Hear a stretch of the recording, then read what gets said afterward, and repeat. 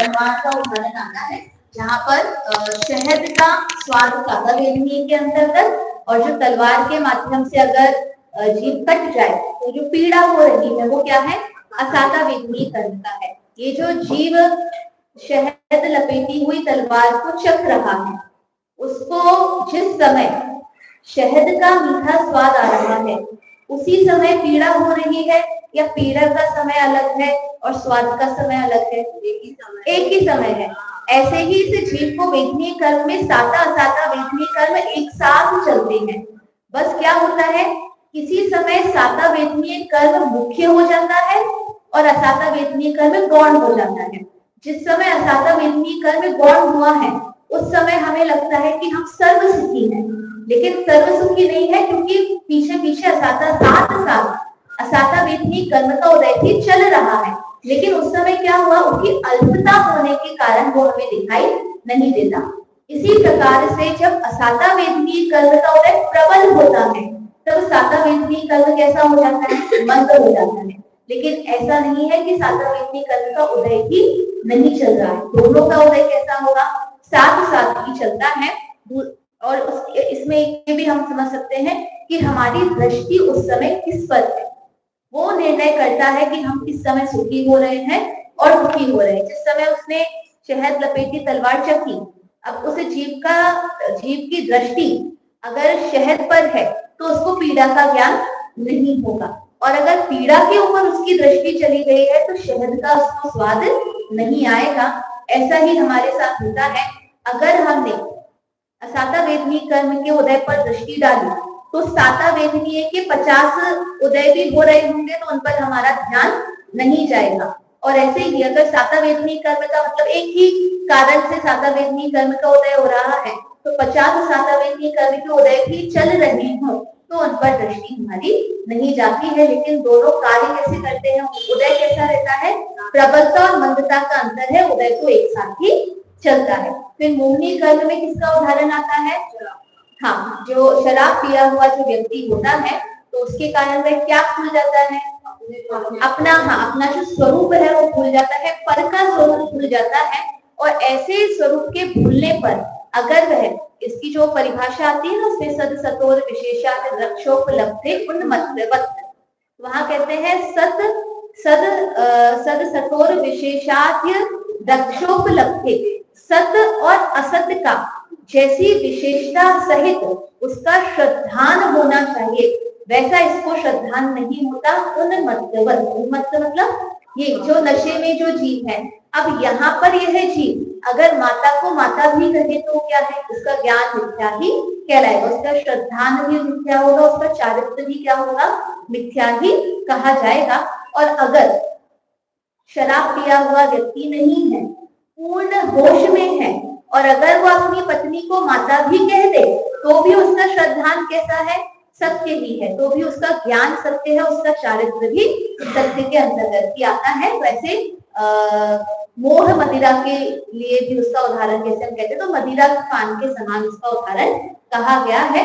हम जो बात कर रहे थे आयु कर्म की, उसके उदाहरण की चर्चा हमें करनी थी। आयु कर्म का उदाहरण क्या आता है, हाँ, साकल जो चेन होती है, हथकड़ी होती है, काठ का घोड़ा भी एक शब्द आता है। काठ का घोड़ा एक तरीके से लकड़ी की हथकड़ियां, कि उसके अंदर अगर उसको बांध दिया जाए, अगर हथकड़ी के अंदर किसी को बांध दिया जाए तो क्या होगा कि वह उस स्थान से कहीं और नहीं जा पाएगा, उसको कहाँ रहना पड़ेगा, जितनी वो हथकड़ी बड़ी होगी या चेन जितनी लंबी होगी बस वो उतने ही स्थान को कवर कर पाएगा, उसके आगे पीछे वो नहीं जा पाएगा।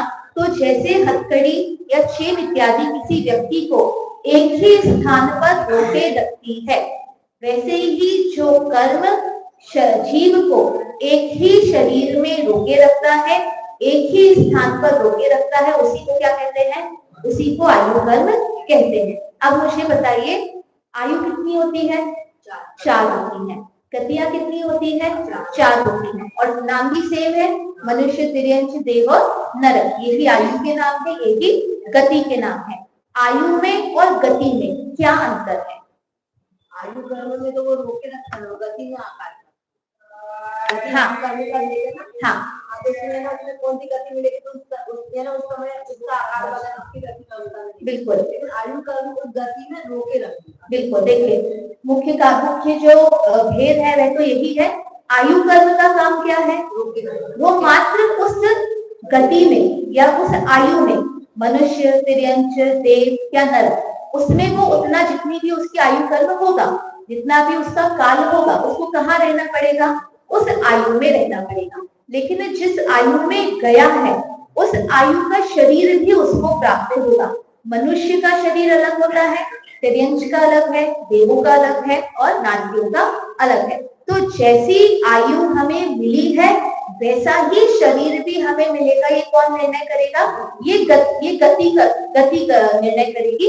और क्योंकि उसमें शारीरिक रचना के आधार पर ये काम होता है, इसलिए गति को नाम कर्म के अंतर्गत, गति नाम कर्म जो हमारी आती है ना, इसलिए उसको नाम कर्म के भेदों के अंतर्गत लिया गया है। जैसे हमने देखा ये जो हथकड़ी में बंधा हुआ व्यक्ति है, तो हथकड़ी ने उसको सिर्फ रोका है, लेकिन वो व्यक्ति दिखेगा कैसा, वो व्यक्ति कैसा होगा, ये निर्णय हथकड़ी नहीं करेगी। हथकड़ी मतलब मात्र क्या करेगी? उसको सिर्फ वहां पर रोके रखेगी। लेकिन वो व्यक्ति है, मतलब जीव है कि कोई पशु है, ये निर्णय करने वाला कौन है?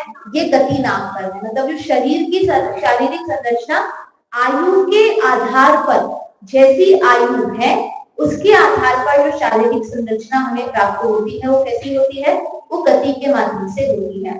और एक और अंतर हम समझ सकते हैं, आयु कर्म का बंध मात्र एक ही समय में होता है, लेकिन गति नाम कर्म का बंध कैसा होता है? वो निरंतर चलता रहता है। आयु कर्म के इसलिए दो प्रकार से भेद किए जाते हैं, एक होती है भुज्यमान आयु, एक होती है बध्यमान आयु। बध्यमान आयु का मतलब होता है बंधने वाली आयु, और भुज्यमान आयु का मतलब होता है फोड़ने वाली आयु। ये जो हमारी आयु चल रही है ये कौन सी है? ये भुज्यमान है, क्योंकि हम मनुष्य आयु को भोग रहे हैं।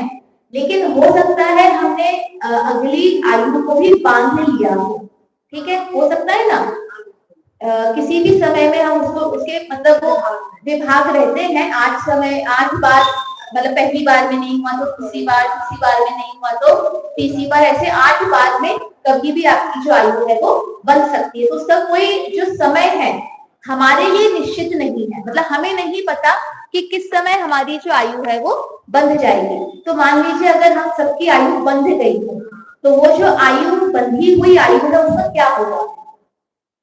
जो आयु काल में बंध गया है ना, वो जो कामान वर्गणाएं है, अगले भव की आयु कर्म अगर हमने बांध दी है तो कामान वर्गणाएं हमसे बंध गई है कि नहीं बंधी है?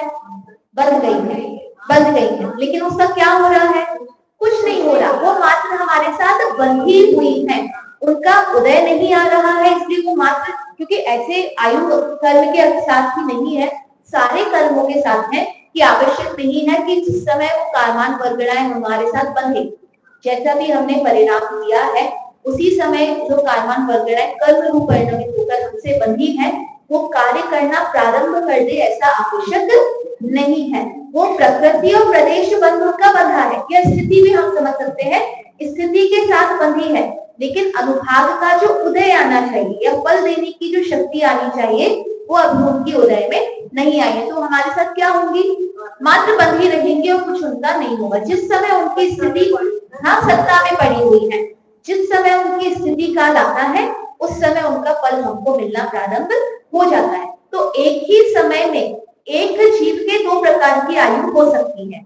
एक कौन सी आयु है? बुद्धिमान आयु, और दूसरी कौन सी है? बध्यमान आयु। अगर हमने पूर्व भव की, अगले भव की आयु अगर हम बांध चुके हैं तो वो भी हमारे साथ बंधी हुई है, और जो हम पूर्व भव में बांधकर आए हैं उसको निरंतर हम क्या कर रहे हैं? उसको हम भोग ही रहे हैं। और गति नाम कर्म के साथ क्या हो रहा है? गति नाम कर्म तो निरंतर बंध भी रही है और जो पूर्व की है उसे भोग भी रहे हैं, क्योंकि जो शरीर हमें प्राप्त हुआ है, जितने समय आयु कर्म और गति कर्म के साथ की संबंध है कि आयु कर्म जितने समय का रहेगा गति कर्म का उदय भी उतने समय का ही रहता है। क्यों? क्योंकि अगर हम मनुष्य आयु बांधकर आए हैं तो मनुष्य गति का जो नाम कर्म है वो भी कितने समय का होगा? जितने आयु कर्म का होगा उतना ही समय उसका होता है उससे ना तो कम हो सकता है ना उससे ज्यादा होगा। अगर कम ज्यादा हो गया तो क्या होगा कि अगला भाव मिल गया, लेकिन शरीर कौन सा है, पूर्व भाव का ही लेकर हम आ रहे थे, या फिर ये जो वर्तमान का भाव, तो आयु तो मिल गई है लेकिन शरीर कौन सा लेकर आ गए हैं। अब मान लीजिए मनुष्य भाव हमको मिला और शरीर हम नरक का लेकर आ गए, तो ऐसी व्यवस्था ही है कि जितना आयु कर्म होगा उतनी ही क्या होगी, वर्तमान का जितना आयु कर्म का उदय होगा उतना ही कितना होगा, उतना ही क्या होगा, गति नाम कर्म का उदय भी उतना ही होगा। आयु कर्म गई तो उस भव का जो गति नाम कर्म है वो भी क्या हो जाता है, उसी के साथ चला जाता है। फिर जो नवीन आयु प्रारंभ होती है, नवीन आयु जो बंधी हुई थी उसका जब भोज्यमान बना, उसका भोगना जब प्रारंभ होता है तो उसी के साथ क्या होता है, नाम कर्म का भी उसका साथ कार्य। वैसे तो देखा जाए तो आयु, नाम और गोत्र ये तीनों एक साथ ही चलना।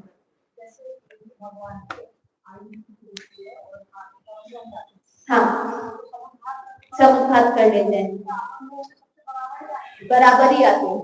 वही तो देखिए यहाँ पे थोड़ा सा ऐसे समझते हैं, जो भुज्यमान आयु होती है, भुज्यमान आयु का जिसे हम कहते हैं ना कदली घात करके अपकर्षण तो हो सकता है लेकिन उत्कर्षण नहीं होता। अपकर्षण का मतलब होता है जो आयु हम मान लीजिए 100 वर्ष की हम बांध कर आए हैं, तो 100 वर्ष की आयु का अपकर्षण होके 80 वर्ष 90 वर्ष ऐसी कम तो हो सकती है, लेकिन 100 वर्ष की आयु कभी भी 110 वर्ष 105 वर्ष बढ़ेगी नहीं कभी भी। और बध्यमान आयु, बध्यमान आयु के साथ दोनों हो सकते हैं। जैसे हमारे आत्मा के परिणाम होंगे उसके आधार पर उत्कर्षण भी हो सकता है, अपकर्षण भी हो सकता है। जो राजा श्रेणी इत्यादि की जो ये उदाहरण हमें मिलता है कि उन्होंने आयु कर्म बांध ली, लेकिन देखिए जो आयु कर्म बंध गई वो कभी भी परिवर्तित नहीं होगी, लेकिन हाँ संक्रमित नहीं होगी, लेकिन उसमें उत्कर्षण अपकर्षण हो सकता है कि उन्होंने कौन से नरक की बांधनी थी, 7वें नरक की बांधी, लेकिन उसके बाद उनको सम्यक दर्शन प्राप्त हुआ तो उसके कारण क्या हुआ, उनकी आयु जो बध्यमान आयु थी उसकी स्थिति घटकर 10,000 वर्ष की पहले नरक के समान की जो स्थिति है उतनी ही उनकी रह गई। तो उच्चमान जो हम भोग रहे हैं आयु, आप ये समझ लीजिए कोई भी दवाई या कोई भी तरीका आपकी आयु को बढ़ा नहीं सकता है। हाँ हाँ बिल्कुल, एक समय भी हम उसको मतलब आजकल जो ये दवाइयां आ रही हैं, वैज्ञानिक लोग प्रयोग कर रहे हैं हमेशा युवा रहने का या हमारे लाइफ स्पैन को, जीवन के उसको क्या कहना चाहिए, उसको बढ़ाने का जो तरीका, तो उससे कुछ भी हम जितनी आयु लेकर आए हैं वो कम तो हो सकती है हमारे तीव्र परिणामों के कारण, लेकिन कभी भी अधिक नहीं हो सकती। तो देखिए यहाँ पर भी जैसे समुद्घात, बुद्धिमान में भी कम हो सकती, कदली घात का उदाहरण आता है कि बुद्धिमान आयु भी कम हो सकती है लेकिन उत्कर्षण उसका नहीं हो सकता है। इसलिए वो जो उदाहरण आता है ना, वो उन्होंने मुनिराज ने कहा कि इनकी आयु कितनी है, तो बोले कि इस इमली के पेड़ पर जितनी पत्तियां हैं उतनी इनकी आयु है, मतलब उतनी आयु वो बांध कर आए थे और भोग रहे थे, तब तो उन्होंने देख पाया कि वो इतनी आयु के साथ है। लेकिन जब अगली बार वो वहां से आते हैं तो क्या देखते हैं कि उनको तो केवल ज्ञान प्राप्त हो गया। तो बोले ऐसा कैसे हुआ कि उन्होंने अपने जो हम कहेंगे वितराग परिणामों के द्वारा या ध्यान के माध्यम से उन्होंने अपने कर्मों का घात किया। तो आयु तो उतनी लेकर आए थे लेकिन अपने परिणामों के कारण उसको उन्होंने क्या कर लिया, उस आयु का उन्होंने अपकर्षण कर लिया है। अब यहाँ पे थोड़ा सा जो आपका प्रश्न है कि केवल ज्ञानी तो समुद्घात करके कर लेते हैं, ठीक है, और जो हम सामान्य जीव हैं उनके साथ कैसा होता है, तो उनके साथ तो मुझे जहां तक पता है उनकी सामान्य ही मतलब समान ही आयु, नाम और गोत्र एक साथ ही एक ही स्थिति वाले बनते हैं और एक ही स्थिति में उनका क्षय होता है। क्षय होने का मतलब कि अगर हम दूसरे भाव में हम पहुंच गए हैं तो पूर्व वाले का पूरा जो हम कहेंगे निर्जरित हो जाते हैं या दूसरे में परिवर्तित हो जाते हैं। अन्य आयु में निर्जरित तो हम नहीं कहेंगे, परिवर्तित हो जाते हैं, अन्य आयु में परिवर्तित होंगे, अन्य गोत्र में परिवर्तित हो जाएंगे। ये इसी से हम समझ सकते हैं। जैसे आपने बात की केवल ज्ञानियों को तो अगले भाव में कर्म लेकर जाना नहीं, अगले भाव में मतलब अगली स्थिति में उनको कर्म लेकर जाना नहीं है, इसलिए उनको तो यहीं पर ही खत्म करके जाना है। लेकिन हमें तो अगले भाव में कर्म लेकर जाना है, तो हमारे ये ही कर्म क्या हो जाएंगे, परिवर्तित हो जाएंगे। मनुष्य भाव है तो मनुष्य आयु है तो मनुष्य आयु नहीं कहेंगे, गति, मनुष्य गति है तो वही देव गति में या नरक गति में या तिर्यंच गति में परिवर्तित हो गई है। गोत्र कर्म है तो उच्च गोत्र है तो नीच गोत्र में, नीच गोत्र है तो उच्च गोत्र में, उसमें भी अंतर है। हो सकता है उच्च गोत्र का उच्च गोत्र में ही आए, लेकिन उसके जो हम कहेंगे ना क्वांटिटी में अंतर हो सकता है। हर उच्च गोत्र वाले एक से उच्च गोत्र के नहीं होते हैं, कोई अधिक उच्च गोत्र के हैं, कोई कम उच्च गोत्र के हैं। नीच गोत्र में भी हम ऐसा समझ सकते हैं कि सभी एक ही कैटेगरी के तो नीच गोत्र वाले नहीं है, कोई ज्यादा नीच गोत्र के हैं, कोई कम नीच गोत्र के हैं, तो क्या होती है उसमें ही परिवर्तित वह हो जाती है। लेकिन क्योंकि केवल ज्ञानियों को परिवर्तन करने का ऑप्शन नहीं है, इसलिए वो समुद्घात के माध्यम से क्या करते हैं, उसको नष्ट ही उसको वे कर देते। ये हमने शायद उस दिन बात की थी दीपक जी से, तो उन्होंने उसी टाइम पे ये बताया था कि वो परिवर्तित उसके अंदर हो जाती है। ठीक है, आयु कर्म तो एक ही है, लेकिन जैसे गति का उदय चारों गतियों का एक साथ चलता है। हाँ, चारों गति का एक साथ, इसलिए कहा ना कि एक आयु कर्म तो एक ही समय की बनती है, लेकिन गति कैसी होती है, चारों गति का बंधना होता है। ये कैसे होता है, तो इसका जब हम ये पढ़ेंगे, क्या कहते हैं, आश्रम के कारण, तो आश्रमों के कारण में हम देखते हैं कि चारों गति, मतलब जो हमने मुख्य रूप से जब हम जैसे भाव करते हैं उस समय अगर आयु कर्म का बंधना होता है तो हमारी उसी प्रकार की आयु बनती है। लेकिन ऐसे भाव तो हमारे निरंतर हो रहे हैं। ठीक है, जैसे देखिए समझिए, यहाँ पर है तिर्यंच आयु के बंध का कारण क्या है, माया या छल कपट, माया तैर्यक यौनस्य, ऐसा आया है। तो मायाचारी का अगर हमने भाव किया तो मायाचारी के भाव से हमें तिर्यंच आयु का बंध हो सकता है। तो हमने मान लीजिए अभी मायाचारी की और हमारे तिर्यंच आयु का बंध हो गया, लेकिन हम ये मायाचारी मात्र उसी एक समय में तो नहीं कर रहे थे। वो मायाचारी तो हमारे सामान्य रूप से अनंतानुबंधी मायाचारी निरंतर चल रही है, सिर्फ उसमें तीव्रता और मंदता का अंतर पड़ता है। तो उसके कारण हमारी गति नामकर्म निरंतर, इसलिए कहा गति नामकर्म निरंतर बन रहा है, क्योंकि ऐसे परिणाम तो हम निरंतर ही कर रहे हैं, चाहे मायाचारी के हों, चाहे योग वक्रता के हों, चाहे अल्प आरंभ परिग्रह जो कहा, अल्प परिग्रह का भी या बहु परिग्रह का भी, या अगर सराग संयम है, संयम है, अकाम निर्जरा है, बालक है, इनमें से कोई ना कोई परिणाम तो कैसे है, हमारे कुछ ना कुछ परिणाम तो निरंतर चल रहे हैं। जैसे परिणाम चल रहे हैं उस अपेक्षा से गति नामकर्म इसलिए निरंतर बन रहा है। लेकिन मुख्य रूप से अब ऐसा हमको कई बार लगता है कि मान लीजिए हम पूरे जीवन पर्यंत तो अच्छे भावों के साथ थे, लेकिन जिस समय हमारी आयु कर्म बंधी उसी समय हमें तीव्र क्रोध का भाव आया और हमारी नीच गति हमारी बन गई। तो ये मतलब ये कहना चाहिए न्याय संगत तो नहीं है, ऐसा तो नहीं होना चाहिए। तो यहाँ कहते हैं ऐसा नहीं होता। आपके जो एवरेज परिणाम होते हैं ना, जो हमारे सामान्य रूप से जो एवरेज परिणाम है, उसी के आधार पर हमारी आयु, वो समय निश्चित होता है अलग बात है, लेकिन हम सोचिए कि हमारे पूरे समय तो परिणाम एकदम अच्छे थे, शांत थे, हमने पूरे जीवन में सिर्फ उसी समय हमने इतने तीव्र कषायुक्त परिणाम किए और हमारी आयु उसी समय बंध गई। तो देखिए उस दिन कल भी हमने बात की थी, ये जो कषाय है, अनंतानुबंधी इत्यादि जो कषाय है, ये कषायों की तीव्रता मंदता नहीं है, ये आसक्ति की तीव्रता मंदता है। और इसलिए आयु कर्म का जो बंधना होता है वो कषायों की तीव्रता मंदता के आधार पर नहीं होता है, आसक्ति की तीव्रता मंदता के आधार पर होता है। बिल्कुल सामान्य परिणामों में होता है। अब ये हो सकता है कि आपका वो सामान्य तीव्र कषाय वाला ही हो, क्योंकि आपने जीवन पर्यंत ही तीव्र कषाय हो सकता है प्रगट में नहीं हो, लेकिन आसक्ति में या अंतरंग में तो आपकी तीव्र कषायुक्त परिणाम रहे ही हैं। जैसे हम देखते हैं महिलाएं इत्यादि हैं, वह कई जैसे गांव की महिलाएं हैं या पुरानी जो हमारी महिलाएं हैं, उनको हमने कभी बोलते नहीं देखा, कभी क्रोध करते नहीं देखा, कभी अपनी बात रखते हमने नहीं देखा। तो इसका मतलब यह है कि वो एकदम शांत परिणाम वाली है, कि हो सकता है प्रगट में नहीं है लेकिन अंतरंग में तो उनके चल ही रहा है। तो जरूरी नहीं है कि जो प्रगट की जो कषाय हमें दिख रही है वो लेश्याएं है, लेकिन अंतरंग में जो कषाय है वो अनंतानुबंधी कषायों की आसक्ति है। और इसीलिए जब आयु कर्म का बंधना होता है तो कभी भी ऐसा नहीं होता कि ऐसे ही कोई व्यक्ति है जो जीवन पर्यंत उसने पाप ही किए और जीवन में मात्र एक बार पुण्य काम किया और उसी समय उसकी आयु बन गई, तो ऐसा नहीं होगा। जो उसके पूरे जीवन पर्यंत के एवरेज परिणाम होते हैं ना, उन्हीं एवरेज परिणामों के आधार पर ही, क्योंकि कर्मों का काम बिल्कुल भी अन्याय अनीति वाला नहीं है।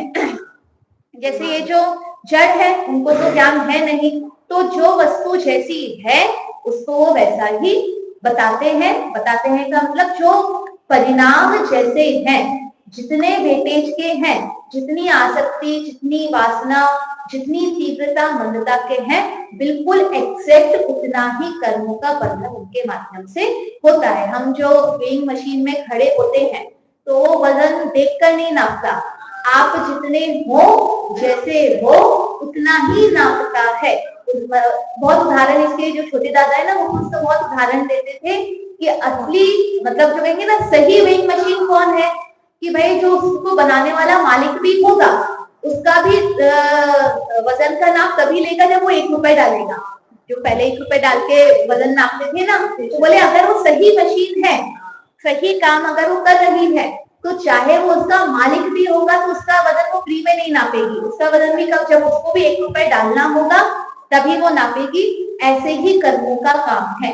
वो ये नहीं देखते कि ये व्यक्ति कौन है, कैसा है, चाहे वो तीर्थंकर ही क्यों ना हो, चाहे वो अगले भाव में होने वाले तीर्थंकर हो या उसी भाव में होने वाले तीर्थंकर हो, अगर कर्म बांधे हैं तो उनको उसे भूलना ही पड़ता है, उसका फल उनको प्राप्त होता ही होता है। तो यहाँ चारों प्रकार की गतियों का बंद होता है, उदय भी चारों में चलता है ना।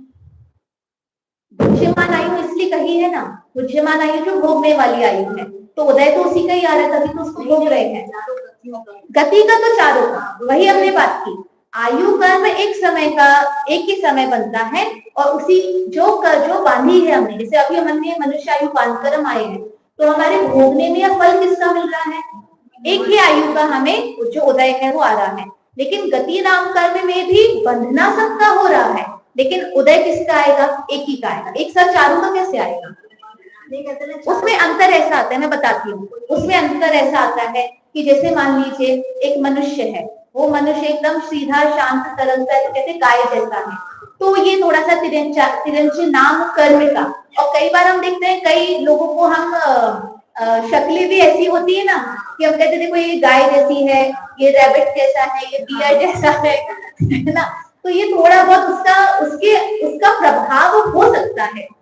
इसको हम पूछ के और बताएंगे, पर मेरे को ऐसा लगता है, या जैसे कोई व्यक्ति जो बहुत वीरता दिखा रहा है, तो उसके कहते हैं ना शेर जैसी वीरता उसने दिखाई है, तो ऐसा होता है इसे मानो तिर्यंच गति नाम कर्म का प्रभाव उस पर दिखाई दे रहा है। लेकिन प्रबल रूप से या मुख्य रूप से जिस आयु को हम भोग रहे हैं, उसी नाम कर्म का ही उदय या फल हमको दिखाई देता है।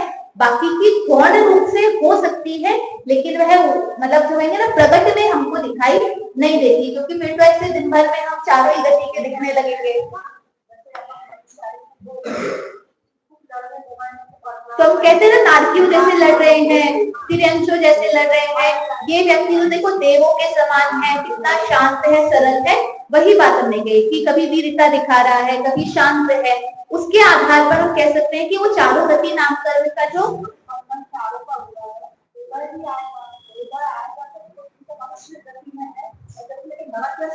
हाँ परिणाम बिल्कुल बिल्कुल कह सकते हैं। तो उसी के आधार पर ऐसा कहने में यही आता है कि नारकियों जैसे लड़ रहे हैं तिरंचो, तो वो उसी कर्म का उदय, नाम कर्म का उदय आता है। और देखिए जिसका जब ऐसा लड़ते हैं तो उनके हाव भाव, उनके चेहरे की जो आकृति है वो भी उसी प्रकार से हो जाती है। तो इसलिए कह सकते हैं कि वो जो गति नाम कर्म का उदय भी उस रूप से चारों गति नाम कर्म का उदय भी चलता है। ठीक है, चलिए देखिए वापस देखते हैं। जो कर्म आत्मा को नरक, तिर्यंच, मनुष्य और देव के शरीर में रोककर रखता है, शरीर में रोककर रख रहा है, शरीर नहीं दे रहा। शरीर कौन दे रहा है? नाम कर्म दे रहा है, गति नाम कर्म कह सकते हैं। नाम कर्म के माध्यम से शरीर मिल रहा है, लेकिन वो शरीर में कैसे रहेगा? हाँ, मतलब हमने एक व्यक्ति को कोठरी में डाल दिया, जेल के सेल में डाल दिया, लेकिन ताला नहीं लगाया तो कैसे रुकेगा? तो ताला क्या है? वो आयु कर्म है, ठीक है।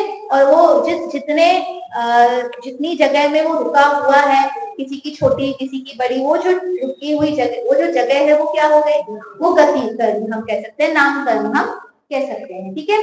आयु कर्म के कितने भेद हैं? एक से, अर्थात आयु कर्म आत्मा के अवगाहन गुण को घातता है। अब अवगाहन गुण क्या है आत्मा का? स्थान जो था, जितना स्थान घेरे। तो वैसे देखा जाए तो आत्मा का अवगाहन कितना है? जीव द्रव्य का अवगाहन कितना है?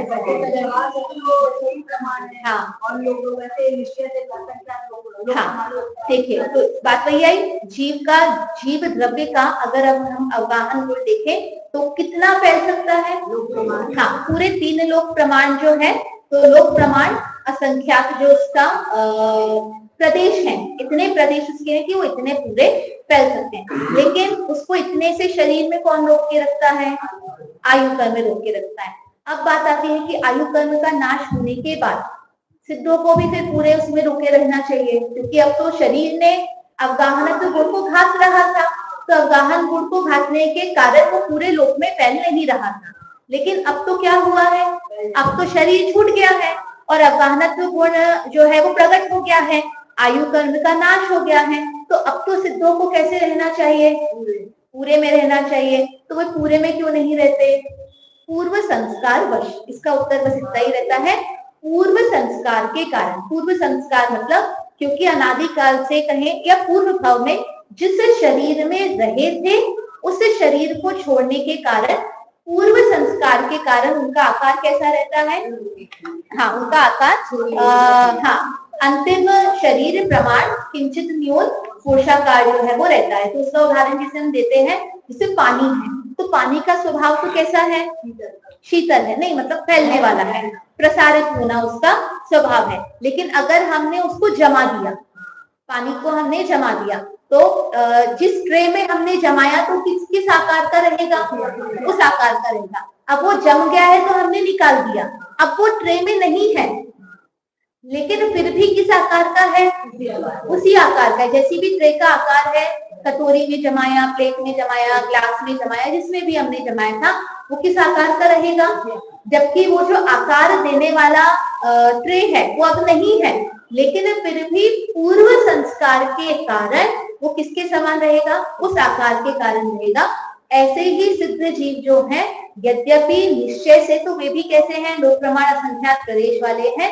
अब क्योंकि किसी शरीर में रुके नहीं है, किसी शरीर ने उनको रोके नहीं रखा, इसलिए अवगाहन गुण तो प्रकट हो गया है, परंतु पूर्व संस्कार के वश अंतिम शरीर प्रमाण ही वे रहते हैं, ठीक है। अर्थात आयु कर्म आत्मा के अवगाहन गुण को घातता है। आयु कर्म के कितने भेद हैं? आयु कर्म के 4 भेद हैं, नरकायु, तिरंशायु, मनुष्यायु और देवायु। अब इसके देखिए बंध के कारण हम पढ़ते हैं, आज सिर्फ पढ़ लेते हैं, विशेष चर्चा इनकी हम कल करेंगे। सबसे पहला है नरकायु। बहुत आरंभ और बहुत परिग्रह के भाव से नरक आयु का बंध होता है। बहुत आरंभ, आरंभ किसे कहते हैं? हाँ, पाप परिणाम, ठीक है। परिग्रह मतलब तो संचय करने का परिणाम, या जितना हमारे पास है उसमें बहुत ममत्व का परिणाम, ये तो हो गया परिग्रह।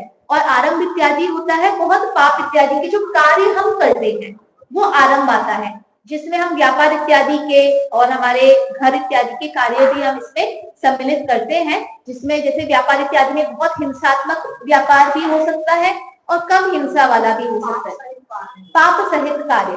और इसी प्रकार से जैसे हम घर गृहस्थी के कार्य भी करें तो उसमें भी हम देख सकते हैं हिंसात्मक रूप से भी हम कार्य कर सकते हैं और अहिंसात्मक रूप से भी, कम हिंसा के माध्यम से भी हम कर सकते हैं। तो अगर किसी के भाव ऐसे होते हैं कि भाई अरे फ्री का ही तो पानी आ रहा है, जितना है अच्छे से बहाओ, फ्री की नहीं आ रही तो भाई ठीक है, बहुत पैसा है, जल रहा है गैस तो जलने दो, या सही प्रकार से शोधन करके नहीं खाना, ये सभी किसके अंदर आ गया? आरंभ के अंदर का थी। इसी प्रकार से व्यापार इत्यादि में भी देखिए बिना हिंसा के कार्य, घर गृहस्थी के कोई भी कार्य बिना हिंसा के नहीं हो सकते, लेकिन ये हमारे ऊपर है कि हम कितनी हिंसा से बच पा रहे हैं। अगर हम हिंसा से बिल्कुल भी नहीं बच रहे हैं तो किसके अंतर्गत आ गया है? बहुत आरंभ के अंतर्गत आ जाता है। इसी प्रकार से हम परिग्रह का भी देखें कि अगर वस्तुएं तो कम हैं, लेकिन फिर भी संचय करने के परिणाम निरंतर बने हुए हैं, तो किसका है? वो परिग्रह का ही भाव आया। इसलिए उसका जो उदाहरण देते हैं ना तंदुल मत्स्य का, वो खा कुछ नहीं रहा है, एक मछली भी उसके मुंह में नहीं जा रही क्योंकि वो मछलियां भी उससे बड़ी हैं, तो उनका भक्षण कर भी नहीं सकता।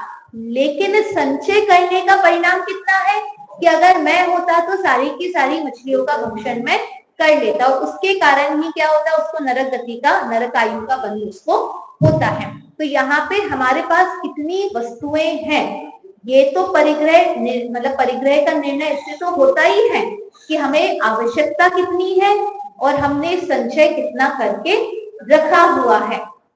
एक बहुत अच्छा इसका वो आता है, रूल आता है 2/1।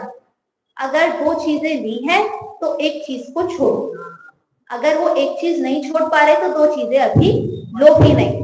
मतलब अगर हम 2 चीजें खरीद कर लाए हैं तो कम से कम का है, कम से कम एक चीज हमको छोड़नी चाहिए। अगर 2 साड़ियां लेकर आए हैं तो एक साड़ी कम करें, क्योंकि हम जितनी लेकर आएंगे हम उतनी पहन भी नहीं पाएंगे। अगर 2 बर्तन लेके आए हैं तो एक बर्तन कम करें। अगर 2 प्रकार के फर्नीचर लाए, कुछ भी चीज हम लाए हैं, सब अपने अपने हिसाब से समझ लीजिए, तो एक चीज क्या करें? एक चीज अपनी कम करें। तो ये जो कम करना है ये क्यों है? हाँ, हमने आसक्ति छोड़ी है, हमने दुगनी आसक्ति से वस्तुएं खरीदी है, तो कम से कम एक भाग रूप आसक्ति हम क्या कर रहे हैं? हम कम कर रहे हैं। लेकिन हम विचार करें, हम कितना ले रहे हैं और कितना हमसे छूट रहा है। कुछ भी हम हम लेते हैं, हम जाए और कितनी भी, क्योंकि हम हमारे प्रवृत्ति ही ऐसी होती है कि जब नई चीज आती है तो पुरानी चीजों का उपयोग नहीं करते हैं, वो रखी रहती है, लेकिन फिर भी वो छूटना उसका नहीं होता है। तो विचार करें, बहुत आरंभ और बहुत परिग्रह कौन सी आयु के बंध का कारण है? नरक आयु के बंध का कारण है। और अगर मान लीजिए हम सोचे कि भाई नरक आयु तो हमें बंधेगी नहीं, हमारे बाकी परिणाम तो नरक आयु ना भी बंधे तो जिस भी आयु में जाएंगे वो नीच गति ही होगी, मतलब नीच परिणाम युक्त ही आपके जो आयु है वो बंधेगी। मनुष्य भी बने तो हो सकता है अच्छे मनुष्य नहीं बनेंगे, तिर्यंश, हाँ फिर मलेच्छ में चलेगा, तिर्यंश भी बने तो नीच जाति के जो तिर्यंश है वो बनेंगे। देव भी बने तो व्यंतर बन गए, भवनवासी बन गए, मतलब नीच जाति वाले जो है उस प्रकार के हम बने। तो इसीलिए अपने परिणाम, जो कर्मों का प्रकरण है वो अपने परिणामों के संभाल का प्रकरण है, पूर्ण रूप से सिर्फ पढ़कर छोड़ने वाला प्रकरण ये नहीं है कि 8 कर्म पढ़ लिए, उनकी प्रकृतियां पढ़ ली, भेद पढ़ लिए और हमने कर्म के स्वरूप को पहचान लिया, इसलिए कहा, हाँ याद कर लिए, सुना दी। इसलिए मंगलाचरण में कहा है कर्म स्वरूप को जानकर अकर्म स्वभाव पहचान। कर्म के स्वरूप को जानने मात्र से काम नहीं चलेगा, उसके बाद जो अकर्म स्वभाव है, परिणामों का संभाल है, उसको भी जानना हमारे लिए जरूरी है। बिल्कुल बिल्कुल प्रैक्टिकल वाला प्रकरण है ये। जो हमने द्रव्य गुण पर्याय पढ़ा था वो उतना प्रैक्टिकल नहीं है, वो थ्योरी जैसा है, लेकिन कर्म का प्रकरण तो पूरा मुख्य रूप से प्रैक्टिकल ही है। और जैसे हम कहते हैं ना, एकदम साइंटिफिक है, तर्क संगत है, बिल्कुल वैज्ञानिक रीति से अगर हम समझें कि कोई जीव ऐसा क्यों दिख रहा है, कोई जीव के साथ ऐसा क्यों हो रहा है, तो इन सारे प्रश्नों के उत्तर कहाँ मिलेंगे? ये कर्म के प्रकरण में ही हमको मिलते हैं। चलिए।